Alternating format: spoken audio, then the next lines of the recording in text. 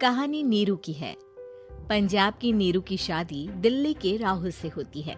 दिल्ली कितना बड़ा शहर है ना, लेकिन आप लोगों का घर तो बहुत छोटा है। हमारे पंजाब में तो ये बड़े बड़े घर होते हैं कि मजा ही आ जाता है। कोई बात नहीं नीरू, मैं भी तुम्हारे लिए बहुत बड़ा मकान बनाऊंगा बहुत जल्दी। नीरू के पिता जहाँ पंजाब के जाने माने व्यापारी थे, वहीं उसका पति राहुल दिल्ली में एक सिंपल नौकरी करता था। माँ, यहाँ तो घी मक्खन इतना महंगा है कि क्या बताऊँ। मैं तो तरस ही जाती हूँ घी खाने के लिए। नीरू की माँ को ये सुनकर बहुत दुख होता है। मेरी बेटी को घी नसीब नहीं हो रहा है और ये बहू यहाँ बैठकर घी में शक्कर डाल रही है। देख वनिता, मैं साफ कह रही हूँ, इस घर में जितना घी आएगा उतना ही मेरी बेटी के घर दिल्ली भी जाएगा। अरे ये क्या बात होती है माँ जी? बेटी का उतना ही करो जो अच्छा लगे। अब क्या मायके से घी और मक्खन तक की सप्लाई करोगी आप? हाँ, मेरी बेटी किसी चीज को तरसे मुझसे बर्दाश्त नहीं होता। अब क्या था, नीरू के मायके में 2 किलो घी आता तो 2 किलो दिल्ली जाता नीरू के पास। एक दिन, माँ बड़ी गर्मी पड़ती है दिल्ली में। इस घर में तो एक ही एसी है और वो भी ड्राइंग रूम में। सारा परिवार एक ही कमरे में सोता है। हाँ बेटा, वो तो हर घर की कहानी है। यहाँ भी एक ही एसी है। अरे बिल इतना आता है कि क्या बोलूं। तभी वहाँ राकेश आ जाता है। माँ, थोड़ी देर में यहाँ कुछ प्लम्बर आएंगे मेरे कमरे में एसी लगाने। जरा ध्यान से लगवा देना ना माँ। ओए, ऐसे कैसे तेरे कमरे में एसी लगेगा? हाँ राकेश, एक बार बात तो कर लेता। अरे पापा, वो वनिता को गर्मी में नींद नहीं आती। ड्राइंग रूम में सबके साथ सोने में वो अनकंफर्टेबल है, इसलिए। अरे पूरे परिवार के साथ वहाँ तेरी बहन नीरू भी तो सोती है। वो नहीं हो रही क्या अनकंफर्टेबल? समझ रहा है ना? अगर एसी लगेगा तो एक दिल्ली में तेरी बहन के कमरे में भी लगेगा, तभी तू लगा सकेगा। राकेश वनिता को सारी बात बताता है। वनिता करती भी क्या, मन मार कर बैठ जाती है।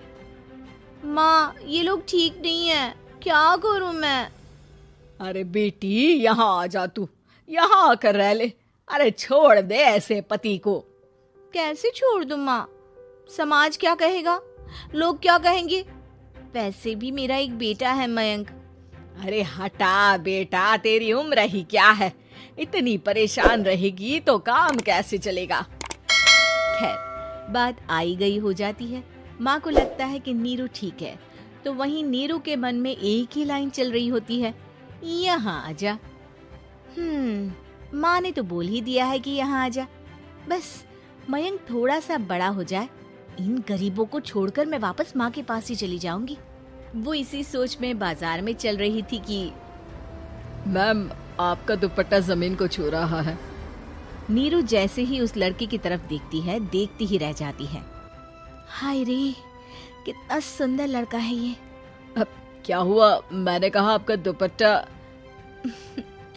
तो खुद ही उठाकर दे दो ना। लड़का समझ जाता है कि नीरू उस पर फिदा हो चुकी है। वो उससे उसका नंबर लेकर चला जाता है। अब क्या था, नीरू और रोहित में लगातार बातें होने लगती है। मैं हरियाणा का रहने वाला हूँ, यहाँ एक बड़ी कंपनी का मैनेजर हूँ।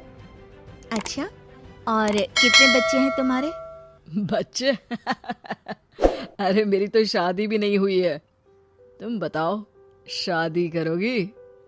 नीरू शर्मा जाती है। अब लेकिन मैं तो पहले से ही शादीशुदा हूँ।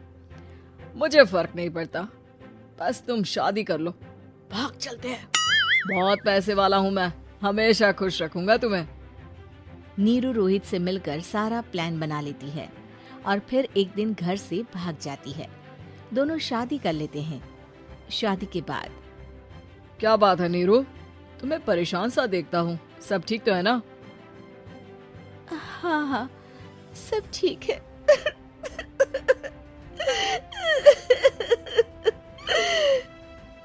ये कहते कहते ही वो रोने लगती है।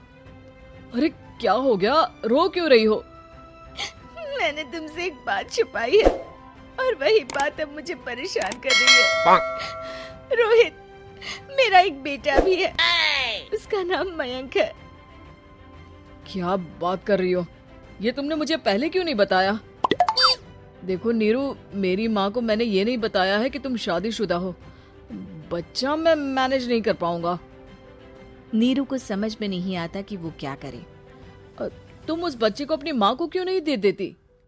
नीरू चुपके से माँ को फोन करती है। माँ, क्या मयंक को तुम रख सकती हो? बेटा, मैं राकेश के साथ बात करती हूँ। आखिर घर का बेटा वही है, जो वो बोलेगा। वैसे भी बेटा, तूने जो किया है ना, उसके बाद से पूरा घर तेरी बुराई कर रहा है। मैं भी अब किसी से तेरे लिए लड़ नहीं सकती। राकेश बेटा, नीरू ने तो जो किया बहुत ही बुरा किया, लेकिन मैं सोच रही थी कि क्यों ना मयंक को हम यहाँ ले आए। तभी वनीता बोल पड़ती है। वाह जी, ऐसे कैसे यहाँ ले आए? यहाँ क्या भंडारा भरा है? और जिस बच्चे की माँ ने नहीं सोचा, उसके लिए हम क्यों सोचे? नीरू को एक बार तो अपने बच्चे के बारे में सोचना चाहिए था ना। अरे लेकिन तेरे पास भी तो लड़का नहीं है ना वनीता। माँ, वनीता ठीक बोल रही है। कल को वो बड़ा होकर इसी घर का हिस्सा मांगेगा तो हम क्या करेंगे? माँ कहती भी तो क्या, वो चुप रह जाती है। वहीं नीरू का पहला पति कहता है। माँ, अगर आज भी वो वापस आ जाए तो मैं उसे माफ कर दूंगा। बेटा, गरीबी चीज ही ऐसी है, क्या करेगा? तू तो अब मयंक का सोच। वो बेचारा तो बिना माँ का हो गया। मयंक के खातिर तू दूसरी शादी कर ले बेटा।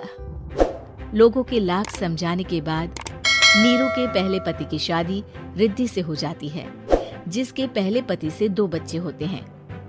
देखो जी, मैंने शादी सिर्फ बच्चे के खातिर की है। मैंने भी शादी सिर्फ बच्चों के खातिर की है। वहीं नीरू के दूसरे पति के मन में ये बात घर कर जाती है कि नीरू एक मासूम बच्चे को उसके खातिर छोड़ कर आई है। अब देखो नीरू, मुझे लगता है कि जो औरत अपनी कोख का बच्चा छोड़ सकती है, वो तो कुछ भी कर सकती है।